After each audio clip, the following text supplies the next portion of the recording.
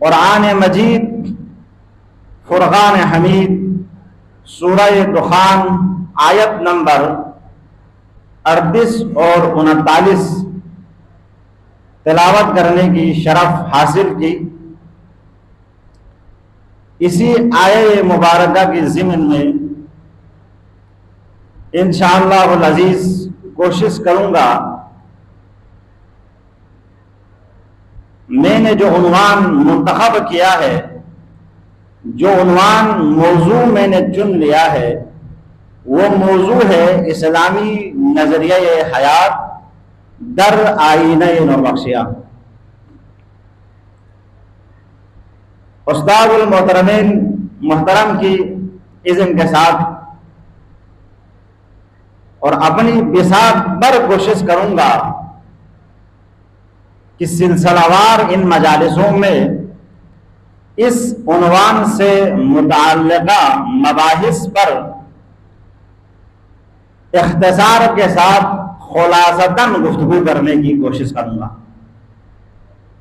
اصل موضوع کی طرف جانے سے پہلے کوئی بھی موضوع ہم جب انتخاب کرتے ہیں تو اس موضوع میں داخل ہونے سے پہلے کوئی بھی کتاب ہم لکھتے ہیں تو مقدمہ لکھتے ہیں، تمہیدی گفتگو ہوتا ہے وہاں پر۔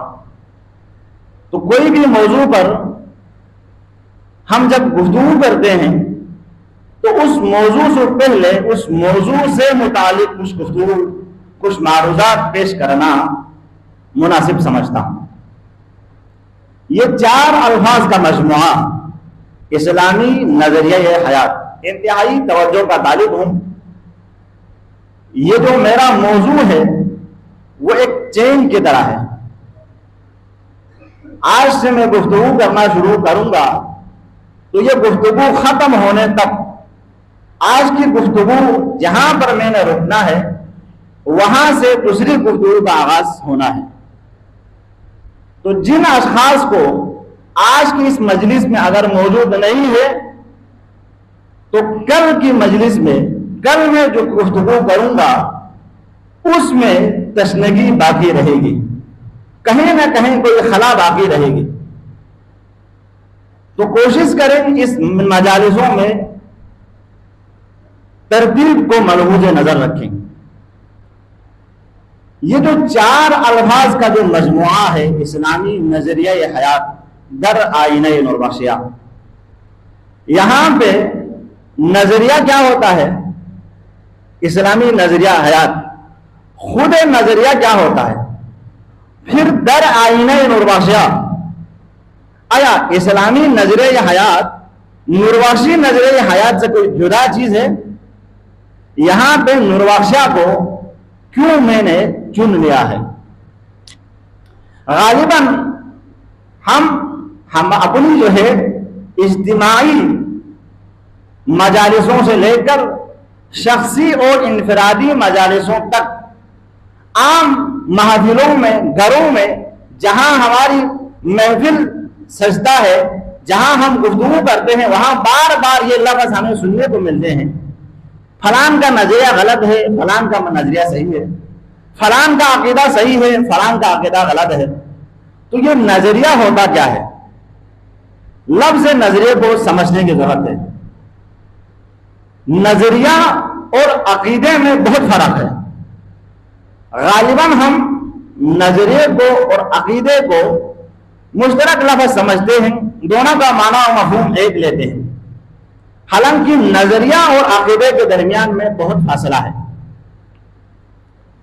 عقیدہ لفظ عقد سے ہے، لغوی معنی ہے مضبوط گرہ باندھنے کو،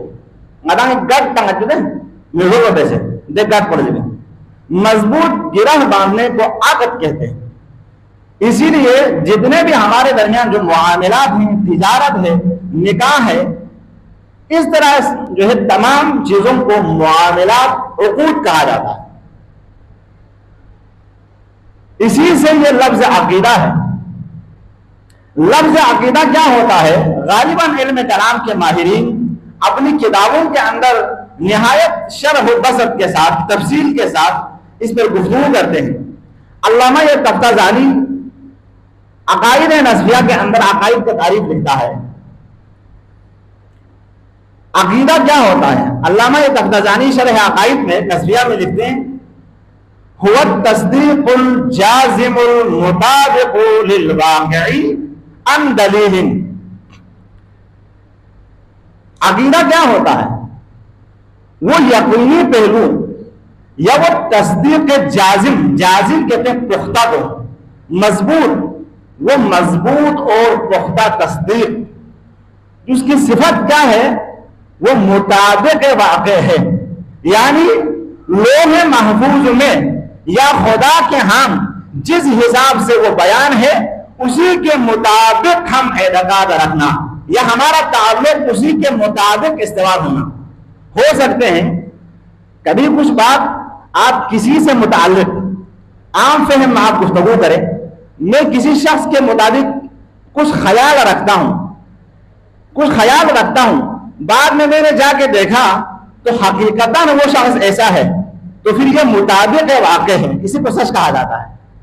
ہو سکتے ہیں مثلا مجھے کسی نے کنونس کیا، کسی نے مائل کیا، راغب کیا فلان بندہ چور ہے، جھوٹ بولنے والا ہے، پھر میں جا کے 1 سال 2 سال 1 مہینہ صبح سے شام تک اس بندے کے ساتھ میں نے زندگی کی، میرے روز و شب اس کے ساتھ بسر ہوا، میں نے دیکھا یار وہ تو 5 وقت نماز پڑھتا ہے، غریبوں کا خیال رکھتا ہے، جھوٹ نہیں بولتا ہے، وہ مطابق واقع نہیں ہوا. جس میں گفتگو کی تھی وہ اس مطابق واقع نہیں ہے. تو یہاں پہ کہتے ہیں عقیدہ کیا ہوتا ہے؟ هو التصدیق الجازم المطابق للواقع عن دلیل. وہ یقینی پختہ تصدیق جو واقع کے مطابق یعنی حقیقت کے مطابق ہوتا ہے، صرف حقیقت کے مطابق نہیں ہوتا ہے، عن دلیل، اس کے پیچھے اس کے پشت پر کچھ دلائل اور براہین بھی ہوتا ہے. مثلا ہم خدا کو مانتے ہیں، ہم خدا کی ذات کو مانتے ہیں، اللہ کی ذات کو ماننے کے پیچھے کیا دلیل ہے؟ غالباً ہمارے کالج یونیورسٹیز سے فارغ التحصیل جو دانشوران ہوتے ہیں جن کو اسلامی متون سے آشنائی اس حد تک نہیں ہوتا ہے، ارکشف میرے جنگل بلدی سے بدنو مجبوری ہوتی میالا بوازی کلازی بار بازی باقی دانا زم زومی چھٹ جمین زم دے دانشور کو جن کو اسلامی متون سے نہ کہ اسلامی کتابوں سے. آج ایک شخص کتاب لکھتا ہے، ہو سکتا ہے وہ اپنا فہم پیش کرتا ہے، وہ متون نہیں ہوتا ہے. اسلامی متون کیا ہوتا ہے؟ قرآن مجید، یہ اسلامی متون میں سے. اسلامی متون کیا ہے؟ سنت نبوی، پیغمبر اکرم صلی اللہ تعالی علیہ وآلہ وسلم سے صدور شدہ ان احادیث کا مجموعہ جو سندن درایتن روایتن پیغمبر سے ثابت ہے، یہ متون اسلامی ہے. وہ اس لیے میں نے یہ سارے قید لگایا کیونکہ دنیا میں جعلی موضوع گڑا ہوا ہزاروں حدیثیں موجود ہیں، وہ اسلامی متون نہیں ہو سکتے. یہ دونوں قرآن اور سنت کا نام دیا جاتا ہے، یہ دونوں اسلامی متون ہیں. یہ دونوں اسلامی متون سے جب آشنائی نہیں ہوتا ہے تو وہ کچھ خیالات پیش کرتا ہے. کیا خیال پیش کرتا ہے؟ مثلا بار بار سوشل میڈیا پر یہ مطلوب ان کا یہ ہوتا ہے کہ آپ اللہ کی ذات کو عقل کے ذریعے سے ثابت کریں، کیونکہ یہ زمانہ عقل کا ہے، زمانہ عقل کا ہے. آپ دین کو عقل کے ذریعے ثابت کریں، آپ قیامت کو عقل کے ذریعے ثابت کریں، آپ نبوت کو عقل کے ذریعے ثابت کریں، آپ نبوت کو عقل کے ذریعے ثابت کریں. کبھی آپ نے سوچا ہے کہ آپ کے عقل کا حدود کہاں تک ہے؟ آپ کے عقل کا حدود کہاں تک ہے؟ یہ سوچا؟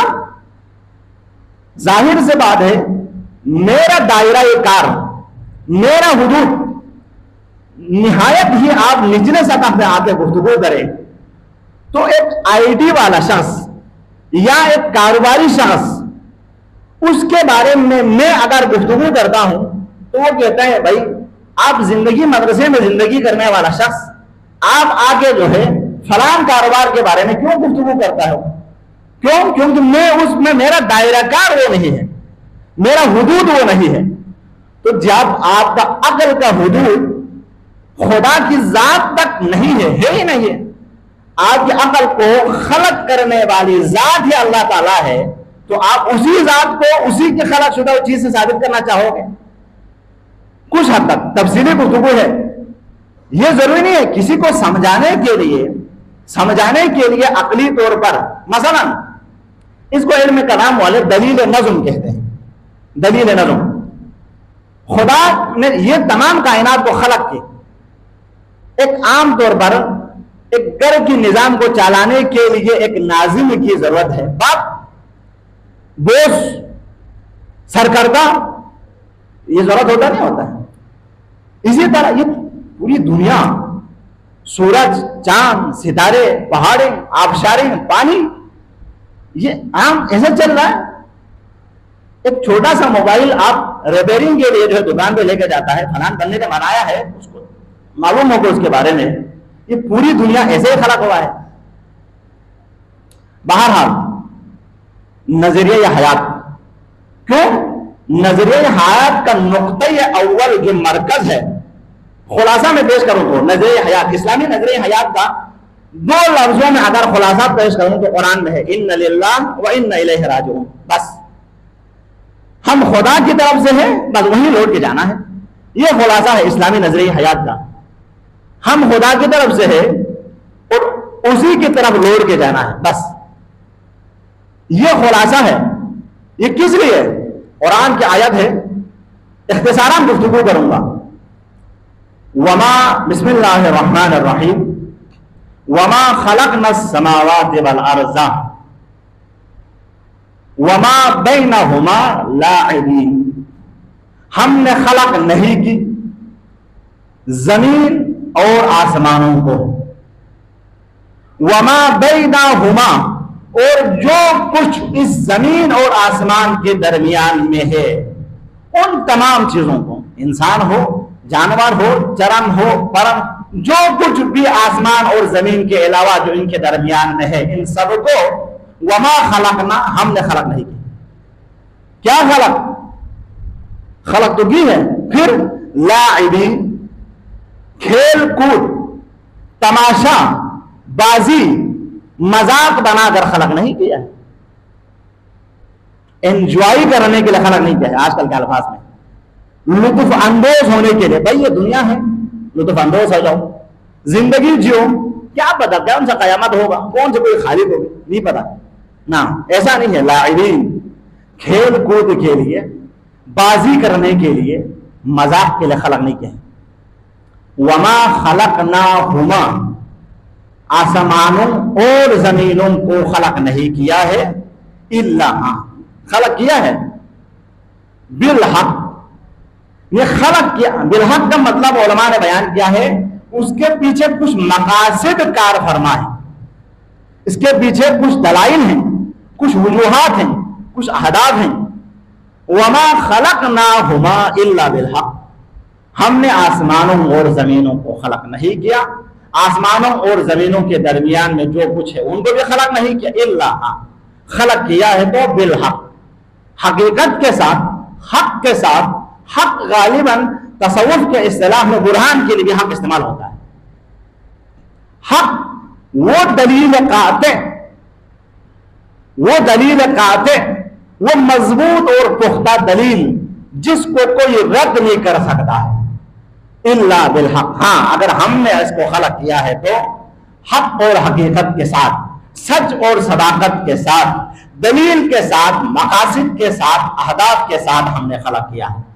ہاں ولیکن اکثرہم لا یعلمون، مسئلہ یہ ہے لیکن اکثر لوگ نہیں سمجھتے، ولیکن اکثرہم لا یعلمون، لیکن اکثر، غالباً، یعنی 50% سے زیادہ لوگ اس چیز کو نہیں سمجھتے ہیں کہ اللہ نے کائنات کو کیوں خلق کیا، اللہ نے زمینوں کو کیوں خلق کی، آسمانوں کو کیوں خلق کی، آسمان اور زمین کے درمیان میں جو کچھ ہے ان کو کیوں خلق کیا۔ یہ چیز نہیں سمجھتے. میں نے عنوان میں نور بخش قید ہی رکھا اس لیے تھا. متون اسلامی کے سامنے میں بھی بیٹھتا ہوں, آپ بھی بیٹھتے ہیں. اسلامی مذاہب کے دوسرے جتنے بھی مذاہب ہیں وہ سب بھی قرآن اور سنت کے سامنے بیٹھتے ہیں. وہاں پہ توحید کا ذکر ہے, وہاں پہ نبوت کا ذکر ہے, وہاں پہ امامت کا ذکر ہے, وہاں پہ قیامت کا ذکر ہے, وہاں پہ عدل و انصاف کا ذکر ہے, وہاں پہ مختلف تصور کا ذکر ہے. لیکن اس تصور کو ہو سکتے ہیں میرا فہم کچھ اور حاصل کرے, دوسرے شخص کا فہم کچھ اور حاصل ہو, تو میں جس فہم کو آپ تک پہنچاؤں گا وہ در آئینہ نور بخش ہے. ورنہ اسلامی نظریہ حیات سب کا ایک ہے سب کا نبی, دین بھی, ایمان بھی ایک, حرم پاک بھی, اللہ بھی, قرآن بھی ایک. کچھ بڑی بات ہی ہوتی جو مسلمان بھی ایک. بات وہی ہے, قرآن وہی ہے, نبوت وہی ہے, حرم وہی ہے, اسلام کے تمام شعائر وہی ہیں. لیکن اس شعائر سے متعلق جو میرا تصور ہے, جو میرا فہم ہے, وہ میں فہم نور بخشیہ پیش کروں گا. اسلامی نظریہ حیات در آئینہ نور بخشیہ کے اندر میں وہ فہم پیش کروں گا. اسلام آج تمہیدی گفتگو ہے, آج تمہیدی گفتگو ہے. ایک حدیث نقل کر کے مسائل کی طرف جاؤں گا. امیر کبیر سید الحمدانی رحمت اللہ تعالی علیہ, امیر کبیر کی شخصیت متنوع الجہاد شخصیت ہے. متنوع الجہاد کیا مطلب؟ ایک شخص ہوتا ہے نا, وہ محدث ہوتا ہے, حدیث میں قابلیت ہوتی ہے, فقہ میں قابل ہوتا ہے ایک فیلڈ میں. لیکن امیر کبیر کی شخصیت ایک جامع الجہاد, ایک متنوع الجہاد شخصیت ہے. اس کی شخصیت میں وہ تمام خوبی, وہ تمام خوبصورتی پائی جاتی ہے. وہ کیا ہے؟ محدث بھی ہے, فقیہ بھی ہے, نظام کار چلانے والا بھی ہے, مجاہد بھی ہے, مرشد بھی ہے, وہ سیار بھی ہے, وہ تیار بھی ہے, وہ مربوط اور جبروت جو ہے اڑنے والا, سیر کرنے والی شخصیت ہے. وہ شخصیت ذخیرۃ الملوک باب اول میں حدیث جبریل نقل فرماتا ہے. حدیث جبریل نہایت مشہور ہے عالم اسلام کی, احادیث کے بڑی کتابوں کے اندر یہ نقل ہے. لیکن اس کو نقل کر کے فلان کتاب کا حوالہ دینا ضروری نہیں ہے. جہاں پہ میں اپنا عقیدہ جو بتاتا ہوں, جہاں پہ شاہ سید محمد نور بخش بیان کرتا ہے, میں ظاہر سے بات ہے اسی کو حق سمجھتا ہوں تو میں نور بخش ہونا. مجھے کسی اور کے حوالہ کی ضرورت ہو, مجھے کسی اور کے پیچھے دلائل کی ضرورت ہو, تو میں نور بخش تو کیوں قبول کروں گا؟ میں باقی تمام دلائل سے, میں باقی تمام کتابوں سے, قرآن و سنت کے بعد میں شاہ سید محمد نور بخش کے معیارات کو حق اور سچ سمجھتا ہوں. ہم سب حق اور سمجھ سمجھتے ہیں, اسی لیے تو نور بخش ہے. ورنہ دنیا میں کتابیں لکھنے والے کم ہیں, ورنہ دنیا میں متخصصین کم ہیں, قابل علماء کم ہیں, مجاہد کم ہے, مرشدان حقیقت کم ہے. ہوں گے ہزاروں سال, کتنے ان گنت متعدد سلاسل ہیں. ان تمام سلاسلوں کے اندر بہت بڑے بزرگان دین بھی ہیں. آپ نور بخشی کتابوں کا مطالعہ کریں. ہمارے بزرگان دین نے بعض کو فلان شیخ اکبر, بعض کو افضل العلماء, بعض کو قدوۃ المتقین, بعض کو قدوۃ مختلف لقب بھی ہے.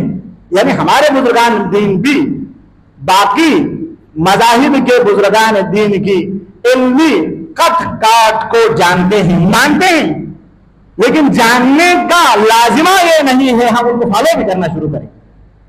ہم اس لیے فالو کرتے ہیں کیونکہ ہم ان شخصیات کو باقی خود غوث المتاخرین شاہ صاحب محمد نور بخش کو ہم فرقہ کی دنیا میں, عرفان کی دنیا میں ہم غوث المتاخرین کا لقب دیتے ہیں, فقہ کی دنیا میں ہم مجتہد اعظم کا لقب دیتے ہیں,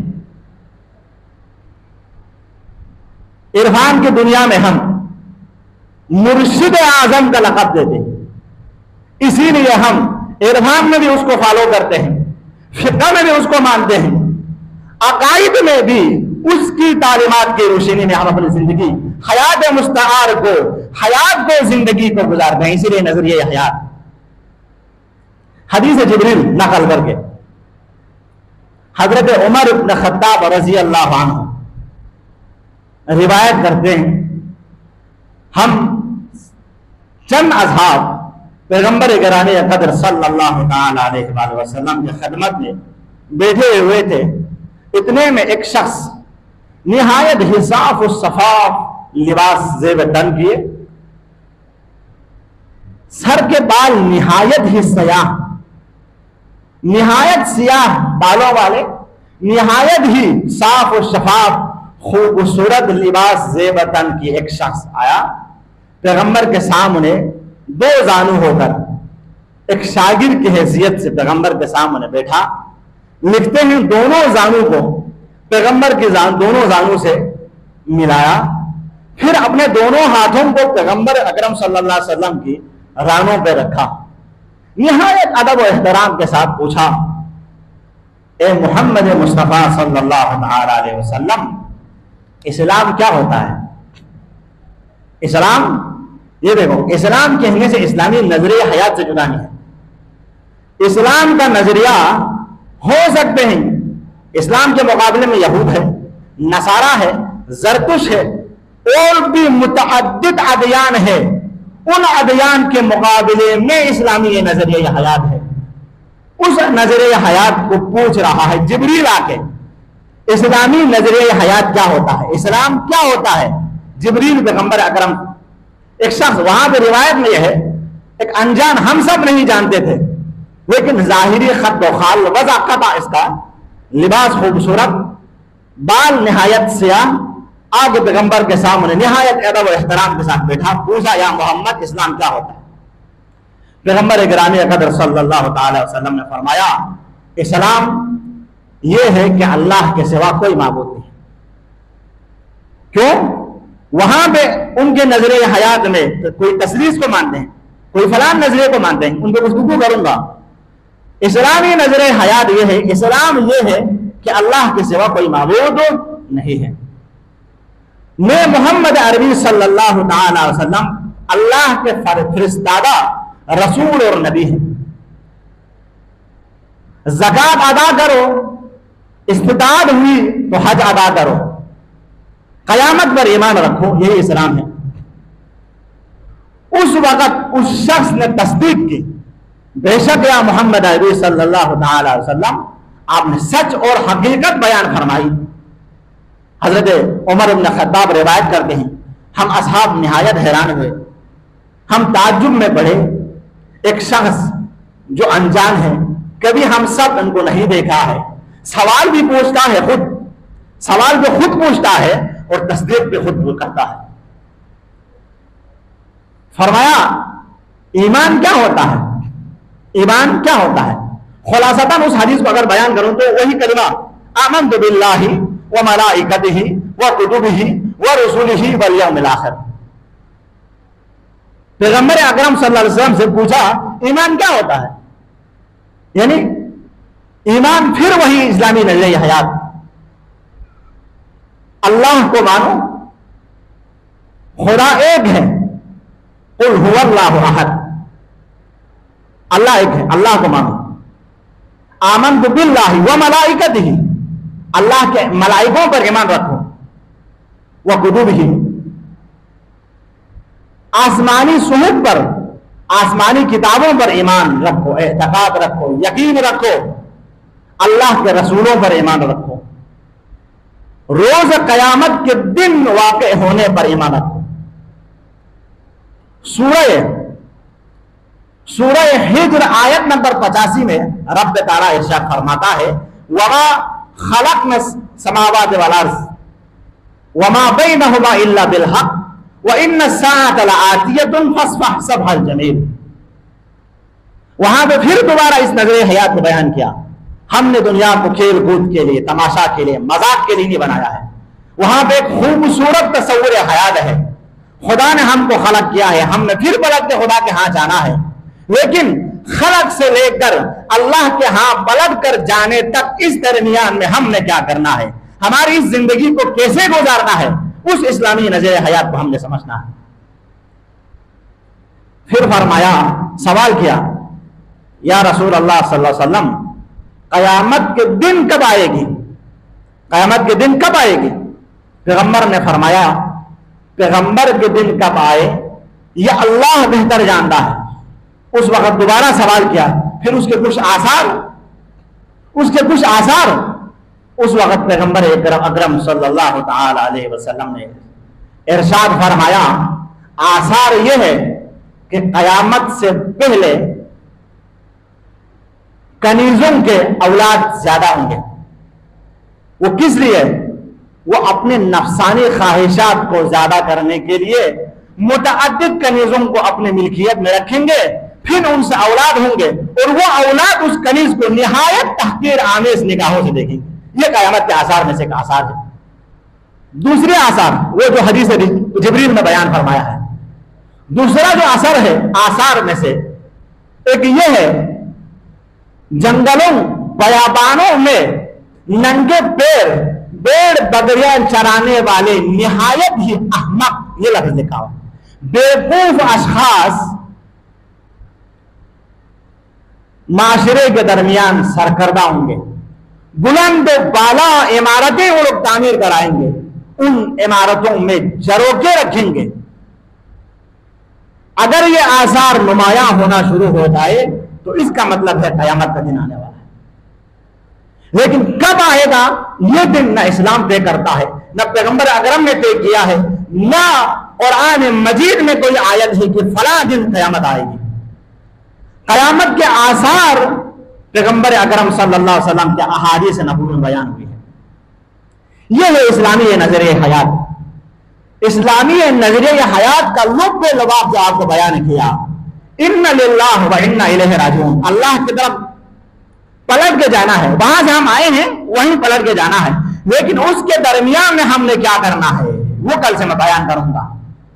اللہ کی توحید کے بعد نبوت، انسانوں کی رہنمائی کے لیے نبوت کی ضرورت ہے. پھر مسئلہ امامت جو ہم نور بخشیہ مانتے ہیں، پھر مسئلہ ولایت، پھر ان مسئلہ ولایت نبوت توحید کے مقابل میں، یعنی ان سب کو ملانے کے بعد ہم کبھی توحید سے استعانت طلب کرتے ہیں، کبھی ہم پیغمبر گرامی سے استعانت طلب کرتے ہیں، کبھی ہم علی مرتضیٰ سمیت اولیاء کرام سے بھی استعانت طلب کرتے ہیں. تو وہ استعانت اور توسل کا مسئلہ، پھر اس استعانت اور توسل کے مسئلے سے گزر کر عبادت کا مسئلہ، پھر عبادت کے مسئلے سے گزر کر قیامت اور حشر نشر کا مسئلہ آتے ہیں.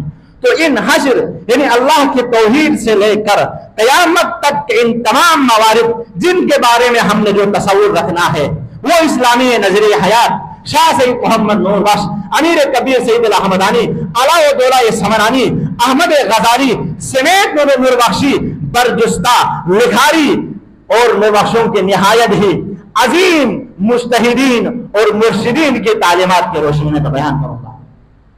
لیکن اسلامی نظریہ حیات جو نقطۂ عروج پر آپ کو ملتا ہے وہ کربلا ہے. خامس آل ابا عبداللہ حسین نے کربلا کے مقام پر جس خوبصورتی کے ساتھ زندگی گزار کر گیا کہ توحید پر کیسے کٹ مرنا ہے، نبوت پر کیسے کٹ مرنا ہے، اسلام نظریہ حیات کو کیسے بچانا ہے، وہ نقطۂ عروج آپ کو کربلا کے میدان میں ملے گا. وہاں اصغر کی شکل میں، اکبر کی شکل میں، عباس کی شکل میں، زینب کی شکل میں، ام کلثوم کی شکل میں آپ کو مخدرات کی حیات کا سلیقہ بھی ملے گا، آپ کو جوانوں کی حیات کا سلیقہ بھی ملے گا، آپ کو باوفا کی حیات کیسے گزارنا ہے وہ سلیقہ بھی ملے گا، آپ کو زندگی کب کیسے مرنا ہے وہ حیات بھی ملے گا، احسان کیسے کرنا ہے وہ آپ سبق بھی آپ کو ملے گا. تصور کامیابی، ایک کامیاب شخص کسے کہتے ہیں؟ فائز. جس طرح محراب کوفہ کے اندر امیر المؤمنین علی بن ابی طالب علیہ السلام نے وہاں میں نعرہ بلند کیا تھا، فزت ورب الکعبہ، خدا کی قسم میں علی کامیاب ہو گیا. وہ کامیابی کیا ہوتا ہے؟ وہ نقطۂ عروج آپ کو کربلا کے میدان پر ملے گا. شخص کربلا